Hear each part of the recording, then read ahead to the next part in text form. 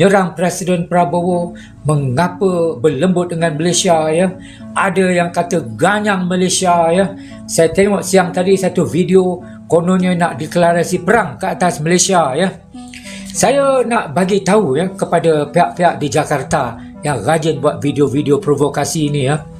Sekiranya berlaku perang, ya, antara Indonesia dengan Malaysia, Britain, ya, United Kingdom akan bersama Malaysia, kerana Malaysia ada perjanjian pertahanan dengan United Kingdom, ya, kita panggil Defence Pact. Dan mana-mana negara yang menyerang Malaysia, United Kingdom akan campur sama. Maka jangan terkejut jika satu hari nanti tengok submarine nuklear United Kingdom sudah berada di Selat Melaka. Itu dia, ya. Jangan main-main, ya. UK dia ada lebih kurang 20 submarine nuklear. Dan Indonesia kena fikir baik-baik. Jangan kepada mereka yang buat video-video mencetuskan kononnya serang Malaysia, ya. Jangan silap langkah, ya. Silap hari nanti Indonesia yang akan musnah. Indonesia yang akan musnah Apabila submarine nuklear United Kingdom turut bersama membela Malaysia, ya. Itu dia, supaya video ni. Dan selamat datang kembali. Terima kasih yang klik video ni, guys. Ini sabar. Saya tahu ada yang marah, ya. Dan saya sendiri baru jumpa. Ini video yang menurut saya luar biasa emosinya. Yang mana saya tahu sebelum ini kemarahan Indonesia belum selesai lagi, ya, sama polisi Malaysia. Dan sekarang tiba-tiba ada orang tua ni seakan-akan merendahi Indonesia saja. Aku tak tahu ini gara-gara apa. Yang pasti saya akui ini tambah tua bukan tambah bijaksana, tapi makin banyak halusinasinya. Ya, mohon maaf lah ya, nama juga orang tua, tapi mungkin spekulasinya di sini gara-gara soal kemerdekaannya, dan orang tua ini seolah-olah membanggakan British. Itulah isunya kalau saya tidak salah.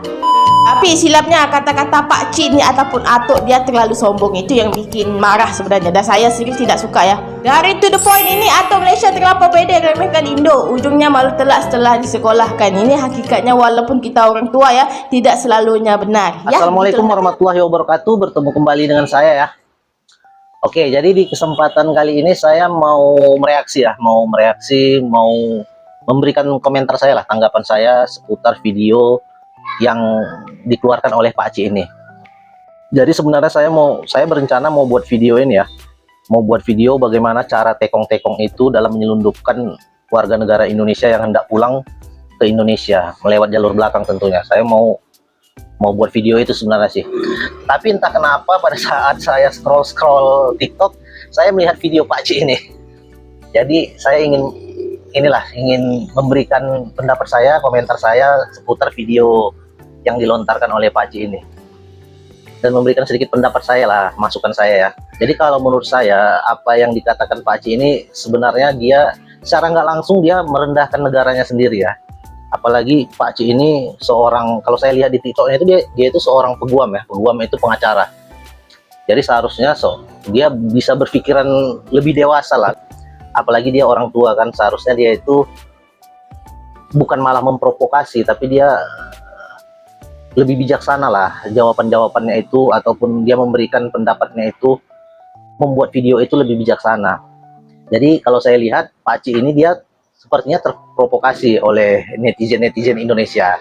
Tapi yang saya sayangkan kenapa dia malah memprovokasi balik, kan. Jadi dia terprovokasi, dia balik memprovokasi. Seharusnya dia kan lebih bijaksana kan, apalagi dia orang tua, seorang peguam pula. Seharusnya lebih dewasa, ya, cara pikirnya. Seharusnya dia bisa menjadi penengah, menenangkan, bukan malah membuat api. Seperti yang saya katakan tadi, ya, Pak Aceh ini dia mengatakan bahwasannya Indonesia, orang-orang Indonesia, warga negara Indonesia, jangan macam-macam ataupun jangan berani dengan Malaysia, jangan coba-coba melawan Malaysia, karena akan ada British ataupun Inggris di belakang kami. Nah, jadi dia mengatakan seperti itu, ya. Jadi kalau orang Indonesia, warga negara Indonesia berani melawan Malaysia, ada British, ada Inggris yang siap membantu mereka. Jadi seperti itulah. Jadi saya berpendapat bahwasannya apa yang dikatakan Pak Aceh ini sebenarnya dia merendahkan negaranya sendiri, ya, menunjukkan ketidakmampuan negaranya sendiri. Dia secara nggak langsung dia mengatakan bahwasannya negaranya itu, Malaysia itu nggak sanggup memang melawan Indonesia. tapi ada Inggris. Tapi tunggu dulu, ada Inggris, ada British yang siap membantu kami. Nah, jadi seperti itulah kira-kira ya. Jadi saya mau cerita sedikit nih mengenai Palestina ya. Jadi kalau kalian tahu Palestina itu ya, begitu luar biasanya dia diserang oleh Israel kan. Negaranya hancur lebur, banyak korban jiwa, rumah-rumah, rumah ibadah, hancur semua, banyak anak-anak yang mati. Tapi walaupun begitu mereka tetap melawan. Mereka tetap berjuang ya. Warga-warga Palestina ini tetap berjuang, memperjuangkan haknya, memperjuangkan kemerdekaan negaranya. Tapi walaupun begitu mereka nggak ada saya dengar mereka itu meminta bantuan dari negara lain untuk membantu mereka berperang. Mereka tetap berperang sendiri melawan Israel. Mereka tetap memperjuangkan tanah mereka sendiri.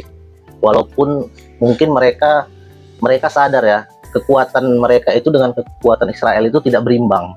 Tapi walaupun begitu mereka tidak mau kalah secara hina. Tapi mereka ingin walaupun kalah, tapi mereka tetap terhormat, tetap punya harga diri.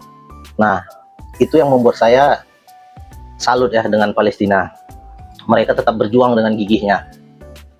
Tapi kalau apa yang dikatakan Pak Aceh ini, sepertinya Pak Aceh ini hanya mengharapkan bantuan ya, bala bantuan dari British.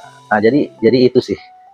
Jadi secara nggak langsung, makanya saya berpendapat Pak Aceh ini sebenarnya secara nggak langsung merendahkan negaranya sendiri, menunjukkan ketidakmampuan negaranya sendiri kan. Nah, jadi satu lagi nih yang mungkin ini yang mau saya informasikan. Jadi ya, korban tewas yang ditembak APM Malaysia itu kan awalnya itu satu. Pada saat itu satu tewas, satu kritis, dan 3 atau 4 lainnya itu luka-luka kan. Tapi sekarang korban tewas itu bertambah satu lagi, jadi 2 ya. Jadi korban yang kritis itu beberapa hari yang lalu dia telah meninggal dunia. Tumbuh Mutangkut ini. Yan bang, kalau mau abang peke si kaya ni tete doli yan. Nyo tido ba kiing ba dade peke batayo. Sudah ada apa? Tembus enggak? Dewe tido kena bye. Jadi korban yang tewas itu dalam penembakan itu sudah 2 orang ya. Jadi sebenarnya saya mau bicara sedikit nih.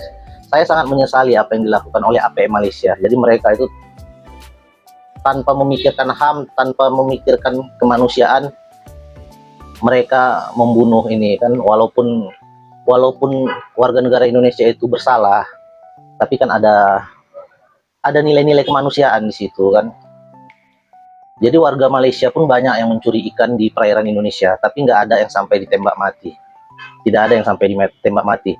Jadi kalau maritim Indonesia ya, Bakamla Indonesia itu, kalau mengejar kapal asing itu, mereka itu yang dilumpuhkannya itu ya kapalnya.